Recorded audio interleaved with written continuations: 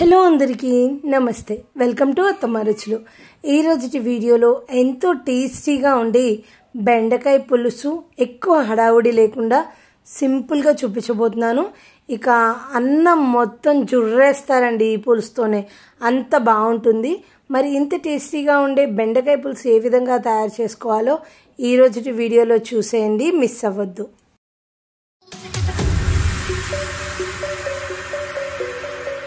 బెండకాయ పులుసు తయారు చేసుకోవడానికి ముందుగా ఒక ప్యాన్ పెట్టుకొని అందులో ఒక 2 టేబుల్ స్పూన్లు ఆయిల్ వేసుకోవాలి.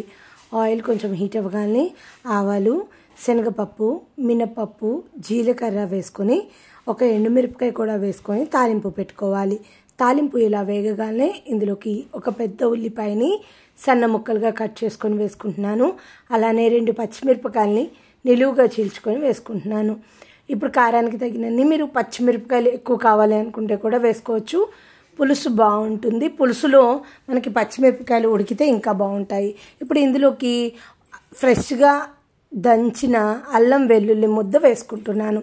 అది కూడా ఒక చిన్న టీ స్పూన్ వేసుకుంటున్నాను. అంతే అండి, ఎక్కువ మసాలా కూరలాగా అవసరం లేదు.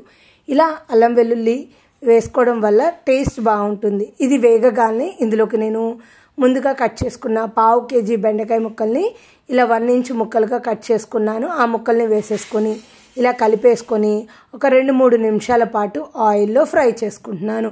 ఇలా ఫ్రై చేసుకోవడం వల్ల మనకి ముక్క జిగురు రాకుండా వేగుతుంది, అలానే ముక్క మెత్తబడుతుందండి. ఇలా కలిపేసుకొని మూత ఏమీ పెట్టుకోకుండా కలుపుకోండి.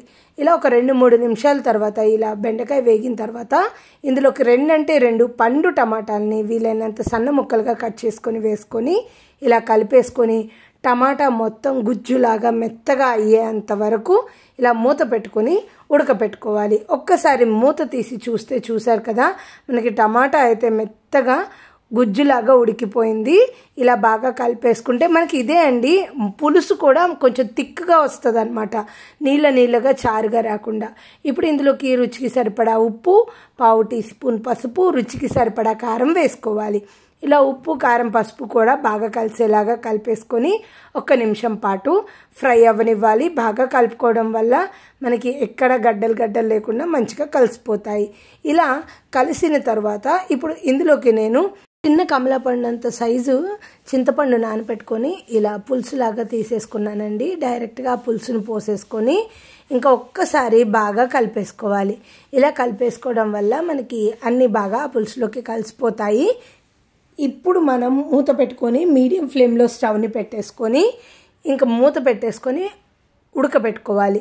ఇలా చూడండి, పులుసు మొత్తం చక్కగా ఇలా మరుగుతూ ఉన్నప్పుడు ఒక్కసారి ఇలా కలిపేసుకొని ఇందులోకి కొద్దిగా అంటే ఒక చిన్న, మీకు తీపి ఇష్టమైతే ఒక చిన్న బెల్లం ముక్క వేసుకోండి, టేస్ట్ బ్యాలెన్స్ అవుతుంది.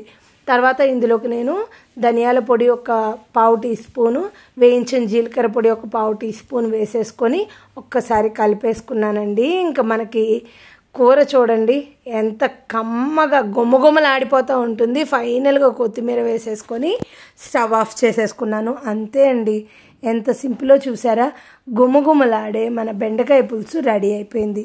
మీరు కూడా తప్పకుండా ట్రై చేసి టేస్ట్ ఎలా వచ్చిందో నాకు కామెంట్ చేయండి.